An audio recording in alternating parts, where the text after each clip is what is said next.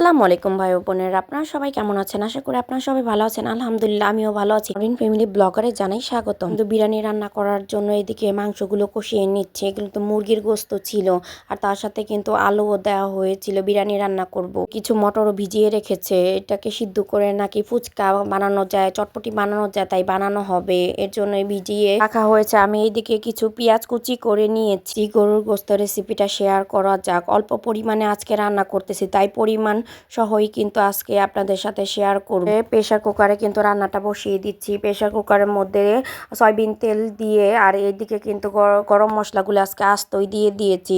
এলাচ, লবঙ্গ, গোলমরিচও কিন্তু ব্যবহার করেছি, কিন্তু একটার বেশি ব্যবহার করিনি। গোলমরিচ এইদিকে ব্যবহার করেছিলাম প্রায় 4টার মতো। আর এখানে কিন্তু দিয়ে দিলাম হলুদ গুঁড়া। চামিচের একটু কম ব্যবহার করেছি হলুদ গুঁড়াটা। আর তার সাথে কিন্তু মরিচ গুঁড়াটাও দিয়ে দিতে হবে। মরিচের গুঁড়াটা ব্যবহার করেছিলাম প্রায় 1 চামচের মতো। আজকে তেলের মধ্যে কিন্তু দুইটা মশলা দিয়ে দিলাম, কিন্তু এখানে দেওয়ার কারণ কালারটা দেখবেন কেমন হয়।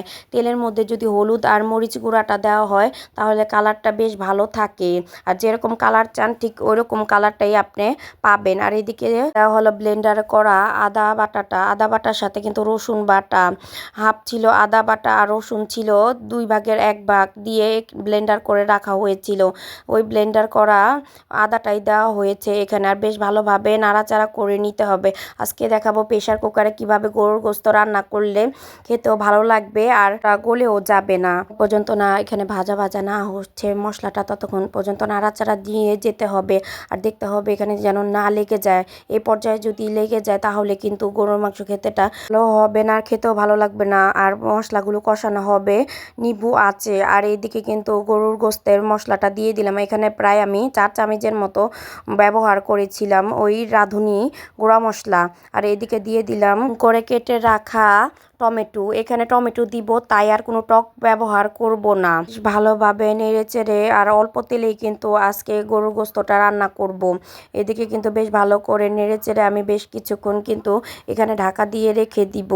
আজকে প্রেসার কুকারে রান্না করব, কিন্তু মনে হবে পাতিলে রান্না করতেছে, ঠিক ওইভাবেই রান্না করছে। আর পরিমাণ মতন কিন্তু দিয়ে দিতে হবে লবণ। এই পর্যায়ে কিন্তু লবণ দেওয়ার কারণ হলো বেশ ভালোভাবেই কিন্তু গরুর গোস্তে যেন লবণটা ঢুকতে পারে। তো এখন দিয়ে দিলাম গরুর গোস্তগুলো।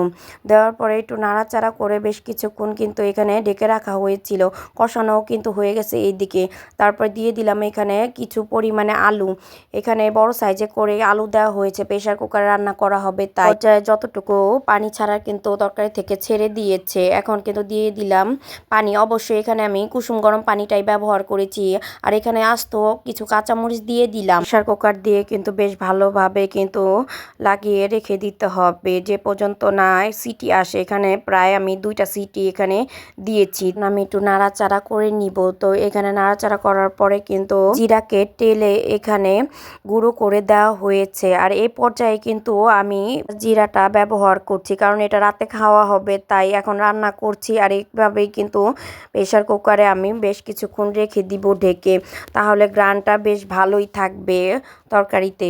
লুকটা কিন্তু জাস্ট ওয়াও হয়েছিল। এদিকে কিন্তু আমি রেডি হয়ে কিন্তু পরিবারকে নিয়ে চলে গেছিলাম এই মেলাতে। যাওয়ার পরে পরে একটু সারপ্রাইজিং হয়ে গেলাম। আমি এমন সময় গিয়েছি যে গৌতম সাহা দাদাও কিন্তু এখানে উপস্থিত হয়েছিল। তো এখানে তাদেরকে ফুল দিয়ে সম্মাননা দিয়ে কিন্তু ভিতরে চলে যাচ্ছে। তো আমার কথাতে যে তারা ইশারা করেছে কিংবা আমার সাথে সালামটাও যে তারা নিছে, সেটাই অনেক ধন্যবাদ তাদেরকে। ধন্যবাদ দিলেও তো তাদেরকে মনে করি কম হয়ে যায়, কারণ তারাই তো আয়োজন করেছিল এই মেলাটা, কিংবা এই আয়োজনের মাধ্যমেই কিন্তু আমরা যেতে পারছিলাম। আর এই মেলাতে আমরা কিন্তু উপস্থিত হতে পারছিলাম, ঘুরে ঘুরে দেখছিলাম।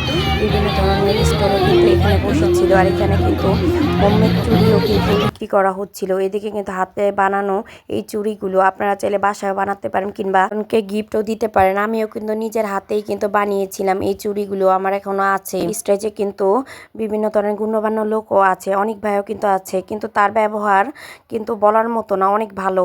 এটা আর বললেও কম হয়ে যাবে আমি মনে করি। সাহা দাদার সাথেও কিন্তু এখানে বেশ কিছুক্ষণ আমি কথা বলে নিচ্ছিলাম। আপনাদের ভাইয়াকে বলছিলাম মোবাইলটা বেশ ভালোভাবে ধরো, ধরে তারপরে ভিডিওটা করো, কিন্তু আপনাদের ভাইয়া কিন্তু বুঝতেছিল না কিভাবে ধরবে। তো নতুন তো আমরা, তাই এমন হয়েছে। তো এদিকে কিন্তু সবার সাথেই কিন্তু ছবি টবি তুলে নিচ্ছিল এখানে, আর যে যে দেখা করতে চায় দেখাও কিন্তু করতে পারতেছিল। তো এখানে কিন্তু মেলা হচ্ছে না, এখানে কিন্তু পেজেরও মিলন মেলা হচ্ছে। তো মেলার মধ্যে বেশিরভাগ উদ্যোক্তাই কিন্তু এখানে মোবাইলে পেজ খোলা আছে, ওই সব দোকানগুলি কিন্তু বেশি এখানে বসেছিল। বিভিন্ন ধরনের স্টলও এখানে আছে, কিন্তু ছোট ছোট করে চাপড়া টাইপের করা ছিল, তাই আর বেশি একটা ভালো লাগতেছিল না। মেলায় ঘুরবো, মেলার পরিবেশটা যেমন থাকবে ঠিক তেমন কিন্তু দোকানপাটগুলো একটু সুন্দর করে সাজানো গুছানো থাকলে আরো বেশি ভালো লাগতো। এদিকে কিন্তু মেয়ে আর মা কিন্তু একটু ভিডিও করে নিচ্ছিল। এদিকে মনে হচ্ছিল কিন্তু এখানে বিভিন্ন ধরনের লোকজন এখানে কিন্তু আসতেছিল, আর মেলাটা শুধু জমে উঠতেছিল। বেশি রাত হবে আর যত সন্ধ্যা হবে ততই কিন্তু লোকজনের সমারোহ কিন্তু বেড়েই আসছে। কিন্তু এই স্টলটা থেকে কেকগুলো দেখতেছিলাম ঠিক কেমন, আর মেয়েকে দিয়ে ট্রাই করাবো, কিন্তু মেয়েও কিন্তু কেক খেতে খেতে এমন অবস্থা হয়ে গেছে, সে কিন্তু টেস্টটাও বেশ ভালোভাবে বলতে পারে। এলাকার কাছাকাছি যে কোনো মেলা টেলা হলেই কিন্তু সবার সাথে সবার দেখা হয়, আর দেখেও বোঝা যায় যে হয়তো বা আপন মানুষ কিংবা অনেক দিন আগে দেখা হয়েছে। ঠিক এমন মানুষও কিন্তু দূর থেকে আমাকে দেখেছে, তারপরে আমাকে নক করে বলেছে যে আপনাকে দেখছি। তো মেলা তৃতীয় দিন ওইখানে গিয়েছিলাম, ওইখানে যাওয়ার পরে কিন্তু মাসাল্লাহ বেশ আনন্দই করেছি, ঘুরে ঘুরে দেখেছি স্টলগুলো, যেটা ভালো লেগেছে ভিডিও করেছি। সবটা তো আর শেয়ার করা গেল না, ভিডিওটা বড় হয়ে যায়, তাই দিকে কিন্তু মেয়েও কিন্তু টেস্ট করে নিচ্ছিল, তারপর ও বলতে পারে ঠিক কেমন খেতে হয়েছে। আমরাও কিন্তু দেখে নিচ্ছিলাম কেকটা কেমন। তো সব জায়গায় কিন্তু কেক সেল হচ্ছে, কিন্তু সব কেক কিন্তু ভালো না, খেলে বোঝা যায় কিংবা স্মেলেও বোঝা যায় বেশ কেমন খেতে হবে। মেলার নাগরদোলা যেমন দুলতেছিল তেমন কিন্তু নৌকাটাও কিন্তু বাদ ছিল না, বেশ অনেক অনেক মানুষই কিন্তু এখানে উঠে বেশ আনন্দই করতেছিল।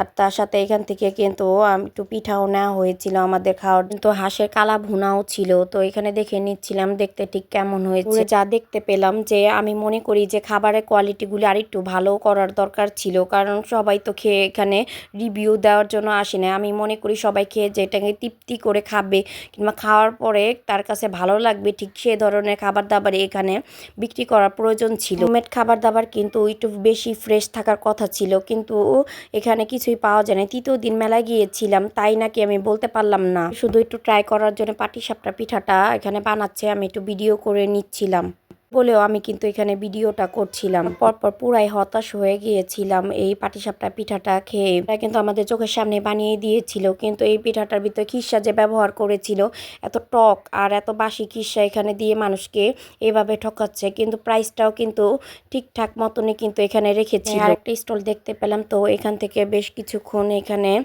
দেখার পরেও কিন্তু নেওয়া হয়নি। তো পরবর্তীতে কোথাও কিন্তু দেখা হলে এখানে থেকে বানিয়ে নেওয়ার ইচ্ছা আছে, যে রোজবেরি যে সেন্টটা পাওয়া যায় সেই সেন্ট গ্রানেই কিন্তু আমি বানিয়ে নিব। ভিডিওটা এই পর্যন্তই, পরবর্তী ভিডিও দেখার জন্য সাবস্ক্রাইব করুন। আল্লাহ হাফেজ।